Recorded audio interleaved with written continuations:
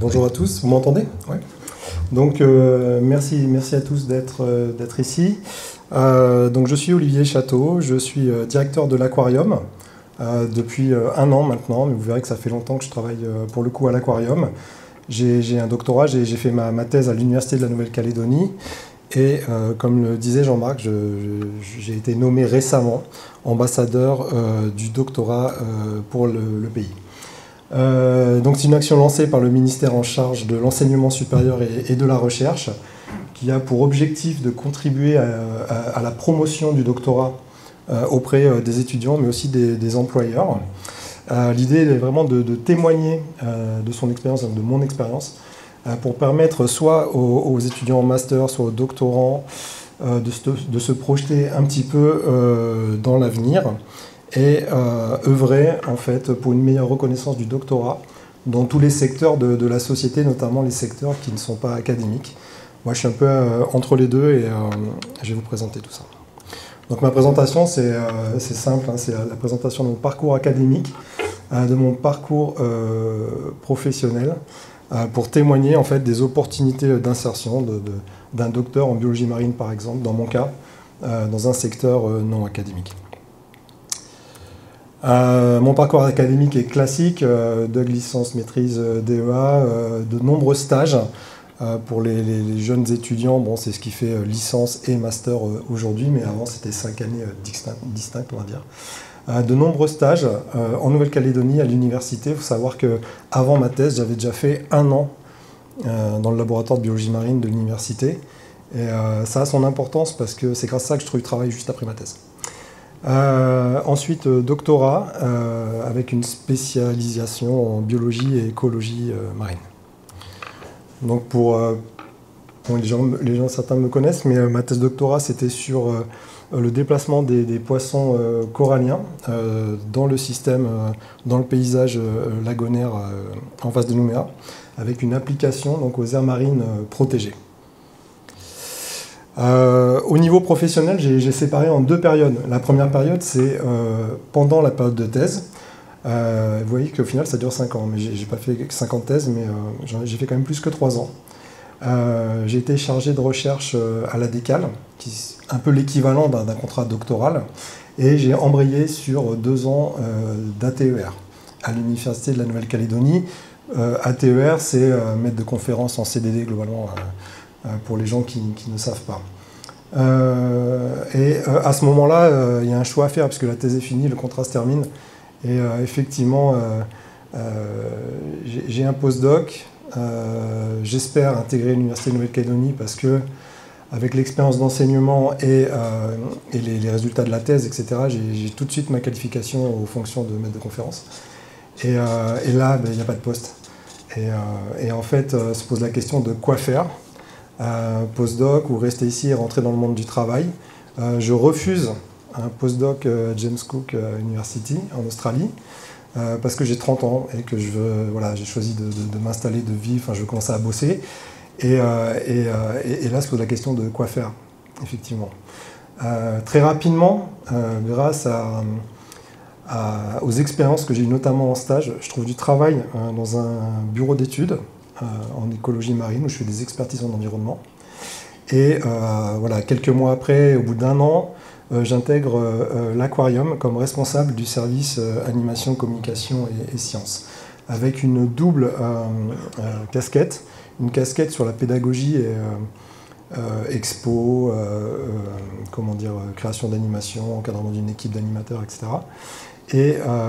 Et un objectif de développer le laboratoire, entre guillemets, de recherche de l'Aquarium. Je dis entre guillemets parce qu'on est une toute petite équipe avec de petits moyens, mais on fait quand même des choses, je pourrais vous en reparler. Et voilà, et je vais faire ça pendant 15 ans, en fait, donc c'est pas académique parce que c'est pas dans le système classique français. Mais en attendant, on développe ça et on fait les 2 choses, de la pédagogie et de la recherche. Et depuis 1 an, je suis directeur de l'Aquarium en remplacement de M. Baquès. La dernière point, c'est que depuis 16 ans, mais avant, parce que ATER c'est prof, et voilà, ça fait 21 ans que je fais des cours à l'université, et je tiens à le préciser, c'est important pour les doctorants. Mon idée c'est d'être prof à la fac, Donc dès que j'ai pu faire des cours, quitte à perdre du temps sur ma thèse, j'ai fait des cours. Parce qu'il y avait une stratégie derrière, vous voyez. Et j'ai jamais arrêté de faire des cours. Et aujourd'hui, si je cumulais l'ensemble des heures que j'ai fait à l'université, c'est comme si j'avais bossé 5 ans comme maître de conf. Et c'est important, parce que ça donne du poids, et ça c'est de l'expérience, c'est vraiment important. Alors mon quotidien aujourd'hui, c'est plus grand chose à voir avec les réserves marines et le déplacement des poissons, même si je fais toujours un peu de recherche évidemment. Gestion, administration de l'établissement, communication, encadrement des équipes, montage de projets pédagogiques, mais aussi commerciaux, développement de produits écotouristiques, de la formation, de la sensibilisation et de la recherche. Aujourd'hui, je dirais peut-être les 10% de mon emploi du temps. Et j'encadre aussi, enfin voilà, on fait des partenariats avec différents instituts qui permettent quand même de faire de la recherche. Donc en résumé, on a une formation académique relativement classique jusqu'au doctorat avec une spécialisation très tôt à l'Université de Marseille en biologie marine. Je répète, de nombreux stages, à peu près 1 an de stage avant de commencer le doctorat au final, à l'Université de Nouvelle-Calédonie. Et ça pour moi ça a été un plus. Une expérience quand même solide d'enseignant à l'université. Le parcours classique et les stages m'ont permis d'obtenir 1 an de travail dans le secteur privé à la sortie de ma thèse. Et le doctorat, les études et l'expérience d'enseignant à l'université m'ont permis d'obtenir le travail à l'aquarium. Pour le travail à l'aquarium, le doctorat a été requis, mais quelqu'un qui n'avait que ça n'avait pas le boulot. Il fallait avoir aussi une expérience en pédagogie et en pédagogie. Le recrutement comme directeur de l'aquarium, ça n'a rien à voir franchement avec le diplôme. C'est 15 ans de travail dans la boîte et puis des choix et des réorientations et aussi des opportunités. Il ne faut pas non plus l'oublier. Donc ce que je voulais vraiment dire aujourd'hui en tant qu'ambassadeur, c'est que le doctorat est un passeport vers le monde de la recherche, parce que je voudrais pas... on ne fait pas un doctorat pour visiter le pays, quoi. On fait un doctorat pour faire de la recherche. Et je pense que ça doit rester comme ça, on ne fait pas un doctorat pour voir, quoi. En revanche, il se peut, soit comme moi, qu'on change d'avis en cours de route, parce qu'un doctorat c'est quand même 3 ans, et en 3 ans on change d'avis. Ça peut être aussi qu'on ne trouve pas de postdoc, ou qu'on en trouve un puis pas un autre, etc. Et là il faut penser directement à la reconversion. Et mon expérience et mon témoignage, c'est qu'au-delà du titre et du sujet d'étude, une thèse c'est une expérience professionnelle de 3 ans en gestion de projet. Ça dépend un petit peu des conditions de thèse et aussi de la personnalité de l'encadrant. Donc si vous avez un encadrant qui vous laisse gérer, globalement vous apprenez, des fois dans le dur, hein, mais vous apprenez. Et c'est au-delà de ça, l'acquisition de méthodes de travail éprouvées. On connaît les standards du doctorat et l'acquisition de compétences qui sont valorisables à mon avis dans de nombreux secteurs, au-delà du secteur purement académique et au-delà du sujet du doctorat. Je vous remercie. Super.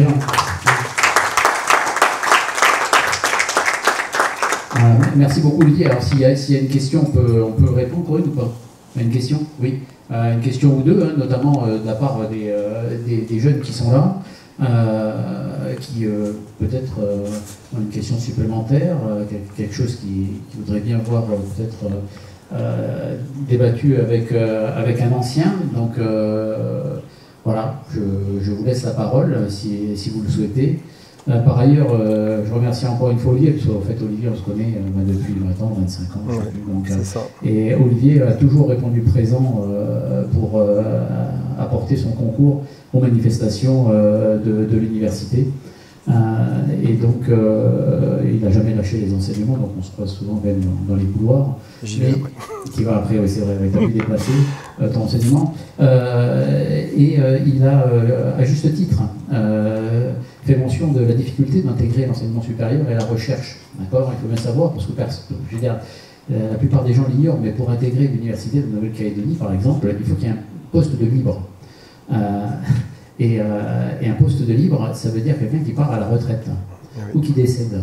D'accord? Parce que les enseignants-chercheurs de l'université sont titulaires de leur poste à vie. À vie. Et ils sont inamovibles. Donc on ne peut pas les déplacer. ils n'ont pas obligation de mobilité. Donc du coup, ça fait que les vacances de poste sont vraiment rares. Voilà. Et après, il y a les organismes de recherche qui, eux, ont des concours généralement nationaux. Donc, ce qui fait que, bon, voilà, il y a, je veux dire, l'intégration dans le monde de l'enseignement supérieur et de la recherche au sens large, pardon, c'est pas une ligne droite. Hein. Voilà. Et c'est quelqu'un qui connaît le parcours, parce que moi, après mon doctorat, j'ai fait 6 ans d'autre chose. D'accord. Donc, après mon doctorat, je suis rentré ici en Calédonie, parce que je suis calédonien. Donc je me suis dit, tiens, allez, je vais participer au développement du pays. Et ben voilà, le chômage m'attendait les bras ouverts. Et donc j'ai fait plein de choses. J'étais maîtrox au lycée, en collège.